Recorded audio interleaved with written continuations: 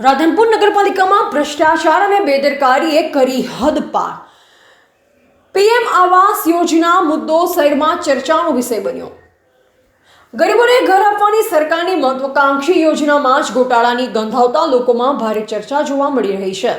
શહેરમાં સરકારી જમીન પર બનેલા કેટલાક મકાન ઉપર તંત્ર દ્વારા બુલડોઝર કાર્યવાહી હાથ ધરાતા અનેક સવાલો ઊભા થયા. સૌથી મોટો પ્રશ્ન એ છે કે જો જમીન સિટી સર્વેની સરકારી હતી તો પછી નગરપાલિકાના જવાબદાર બાબુઓ અને અધિકારીઓએ મકાન માટે મંજૂરી કેવી રીતે આપી? શું ફાઇલોમાં ગોટાળા કરી ગરીબોના નામે કરોડોની સહાય મંજૂર કરવામાં આવી?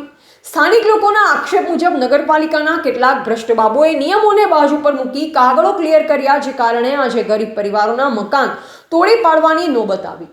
સરકારના સહાયથી બનેલ મકાનો જમીનદોસ્ત થતા ગરીબોના સપનાઓ ચકનાચૂર થઈ ગયા.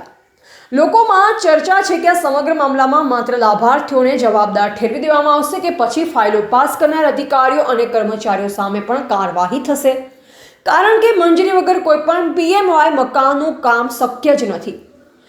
વિરોધ પક્ષ અને સ્થાનિક આગેવાનો દ્વારા સમગ્ર મામલે ઉચ્ચ સ્તરીય તપાસની માંગ કરવામાં આવી રહી છે. સાથે જ નગરપાલિકાના ભ્રષ્ટ તત્વોની મિલકતો અને બેંક ટ્રાન્ઝેક્શનની તપાસ કરવાની પણ માંગ ઉઠી છે. લોકોનો સીધો સવાલ છે કે ગરીબોના ઘર તોડી નાખવામાં આવ્યા, પરંતુ ગોટાળો કરનાર સફેદ કોલર બાબુઓ સામે કાર્યવાહી ક્યારે થશે? આ સમગ્ર મામલો શહેરમાં ભારે ચર્ચાનો વિષય બન્યો છે અને લોકો હવે પારદર્શક તપાસ તથા જવાબદારો સામે કડક કાર્યવાહી કરવાની માંગ કરી રહ્યા છે.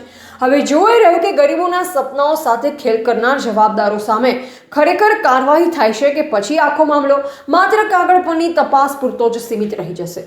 શું નગરપાલિકાના ભ્રષ્ટ બાબુઓ અને અધિકારીઓ સામે કાયદેસરની કાર્યવાહી થશે કે પછી હંમેશાની જેમ નાના લોકોને જ બલીનો બકરો બનાવવામાં આવશે? શહેરના લોકો હવે પારદર્શક તપાસ અને દોષિતો સામે કડક પગલાંની રાહ જોઈ રહ્યા છે. વધુ અપડેટ્સ માટે જોડાયેલા રહો એજીપી ન્યૂઝ ઇન્ડિયા સાથે.